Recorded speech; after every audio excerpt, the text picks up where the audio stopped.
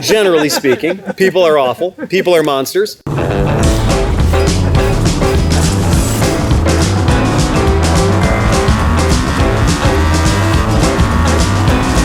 Hey guys, welcome to another Moto Stories with Unkie Phil. And Aunt Merritt. We are chilling by the fire. We're living a pretty good life out here in the Great White North. We are enjoying Northern Ohio and all of the splendors of winter. We got a snow machine. Yeah. You're rocking a snow machine. Thanks. You My enjoy first day riding it. It's actually pretty fun. Yeah, loads of fun. And we got motorcycles on the ice and screws in the tires and all kinds of crazy crap. Got beverages, got a fire. Our friends are out here. All of Cleveland Moto podcast guys are out. We're having a blast. But we wanted to talk about travel. We wanted to talk about some of the places we've gone and some of the weird stuff that has kind of, I don't want to say we lucked into it. If you're a nice person and you have fun hobbies, you will find other nice people with fun hobbies. Well, and also tell all these assholes that have been bitching about you not doing a Moto Stories that you've been traveling. Yes, so that is a thing too. And I do want to thank, Steve brings up an excellent point. People don't realize that because, generally speaking, people are awful, people are monsters.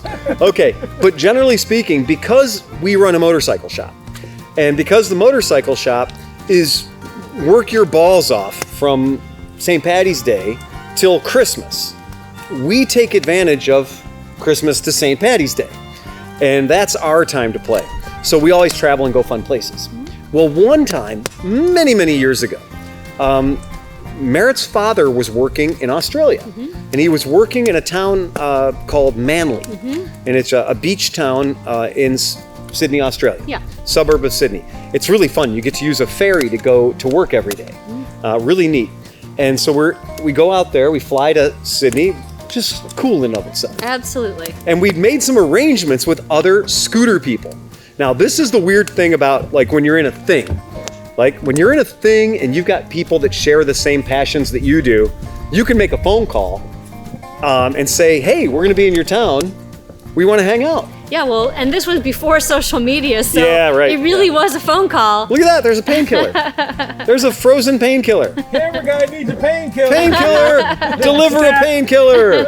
Yeah. What other video blog has painkillers delivered on request? In the snow. In the snow. Snow killers. So it's pretty buried in there, Oscar. Good luck. But so we made contact with these guys in the Sydney Scooter Club. Yep.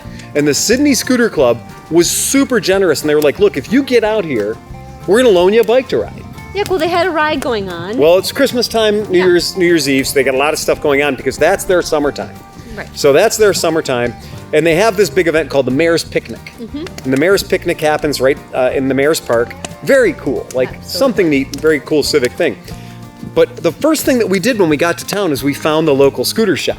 Absolutely. We were very, very new scooter shop owners at that time. Yeah. And so we were still like looking around trying to create the identity of the store. So the chance to do that in Sydney in a well-established place was a real treat. So Oh man, we found a cool scooter shop. Yeah. We found a cool scooter shop, and the guy that ran the shop was, some people called him Lambretta Johnny, some people called him English Johnny, but anyway, he was fun. He was a neat guy, but you cut him, he'd bleed Lambrettas. Like this guy, all he wanted to do was Lambrettas.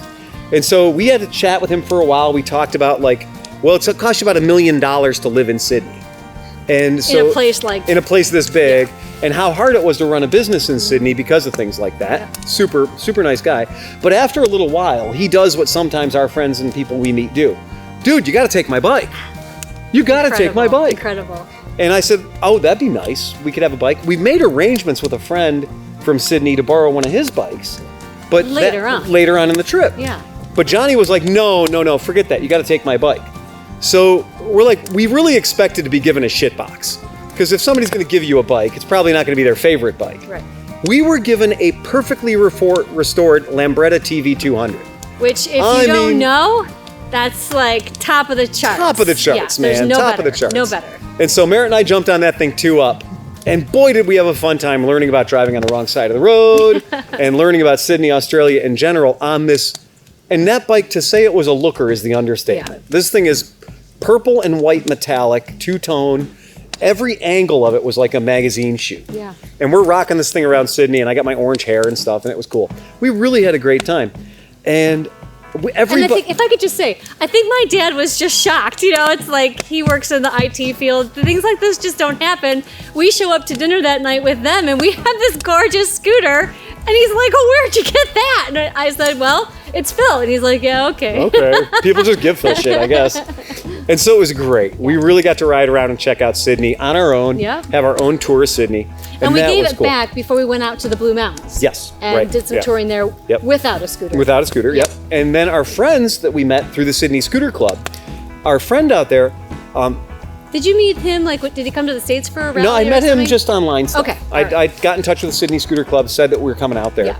And so this guy had the strangest thing. He had a modern Vespa PX 200 with the sidecar rig. Mm-hmm. So, you know, it's a shifter bike. It's a shifter scooter, but he's got a sidecar. And of course, because their sidecars are on the wrong side. Mm-hmm. So I thought that was fun. We got to ride that around a little bit. But then he loaned us a beautiful PX 150 for us to tour around on. So we were able to do that. But the trick was, we got to go to their scooter club meeting.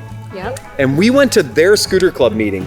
And if you think that we are a bunch of insane people, you have not met Sydney people. Sydney people take every Australian stereotype you've ever heard of and now add scooters to it. And these people are a riot. They're so much fun. And they actually got some club business done, which was, which was equally shocking. impressive. And they invited us to participate in a thing they were doing for charity at the Mayor's Park. And they were doing face painting for kids and all kinds of cool stuff. And very, very fun. Super good event, lots of positive energy.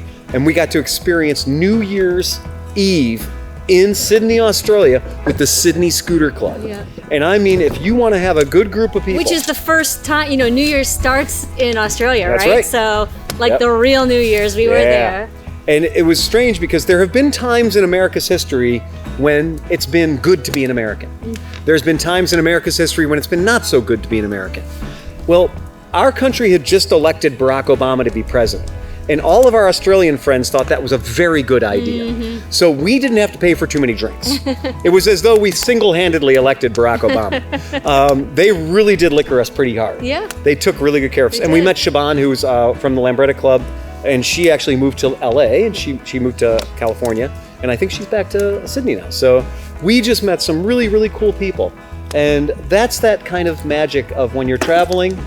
I've been known to leave a business card on the seat of a beautiful custom Vespa in Wiesbaden, Germany, and get a phone call at our hotel room. This is predating the internet as well.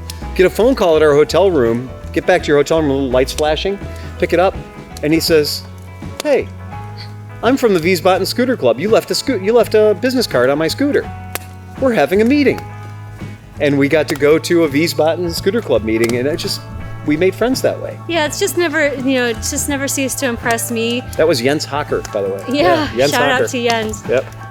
Just never ceased to amaze me how Phil's generosity when, people come to town that he knows well or not quite so well, and just the generosity of loaning out scooters. It really is a worldwide realism, Yeah. and that is just such a cool connection and trust, and kind of like, who gives a crap even if it doesn't work out, that I really admire about the scooter community, and I've been just thrilled to be part of it through Phil. It's taught me a lot about how to be with people and with my stuff, and just how to really share. They're just friends you haven't met yet. Yep, that's That's right. all it is. That's right. We made a phone call a few years ago. Merritt was going out to, you were going to Anaheim, was For a that correct? conference, yeah, for a school psychologist She was going to conference, Anaheim for a school psychologist conference, and she just decides to reach out. And Well, with the rally, with the bulletin boards that happened back then, Yeah. you could see like where the rallies were. And I think I had a down day between the conference and getting together with a good friend who'd moved there. And I just saw that there was this rally, and Yeah. Phil helped me reach out. And so, I mean, a guy I've met maybe twice in my life, Grant, was nice enough to loan Merritt his bike. Yeah. And loan Merritt his bike to go riding around Los Angeles on. Yeah, up in And the they did a Hollywood big Hills. ride, Mulholland and all the Yep. twisty roads in the Hollywood Hills. And you got into that because of scooter people being just generous. Absolutely. Super generous, super cool people. Yep. So that's great. If you are ever in the Cleveland area and you want to, do some fun stuff, reach out to us. Let Yeah. us know you're in town, because that's one of the things about the camaraderie thing of it. It is fun. It is just a blast when you go to a town you've never been to before. Somebody throws you the keys to a bike, and you're like, "This is it." Right. It's not all about TripAdvisor. There's still Screw TripAdvisor. actual people to reach out. You know what? Stumble into a good time. Accidentally roll into a good time, and if that doesn't work, go to Porco. Yeah. And I love our podcast. How many people, podcast listeners, have to actually come to visit us? That's right. You're right, John, and that is absolutely true. We talk about that. We've met hundreds of people as a result of our podcast who come, they stop by the shop or they stop by Porco, and they're like, I really think that people have said, I've never had a reason to go to Cleveland. But now, we're not just a gas stop on the way to Chicago. So it is fun. We get to meet fun people. Yep. So I'm so glad that you got to share that. Yep. Yeah, when you went out to California that time, I wasn't with you. No. That was just you. Yeah, and I mean, I was nervous about it, but it just seemed like a really cool, I guess he's always talking about all the adventures he has, and it was a chance for me to have one of my own, and Grant and the other folks in the scooter club were so cool, and so even though it was a little bit scary, to do. Because that was your first time driving those roads. Yeah, both In a socially pack. and on a skills level. Yeah. But it was totally worth it, and I just, really. My friends were pinging me like, "Your wife is here, but you're not here. What the fuck is wrong with you? Like you suck, man." I was like, "Well, enjoy her while she's there, man. That's it. She's my ambassador, I guess." But it's so cool. So you got to go to a rally I've never been to. That's right. I've never been to that rally. That's right. So super great, man. That's fun. That's what we got for you guys tonight. I hope you enjoyed it. If you like this, you have comments about adventures you've had, send them off to Moto Stories with Unkie Phil at gmail.com. If you've got a story about something that's happened to you, or if you'd like to call us out on our bullshit, if you said, "No, we were there and that didn't really happen that way," we've got a couple of emails like that, and I would like to say that memories vary. So we appreciate your input. We'll have a whole corrections edition Hey. of Moto Stories with Unkie Phil. So that's it, you guys. Thank you so much for watching. Remember to ride fast and take chances.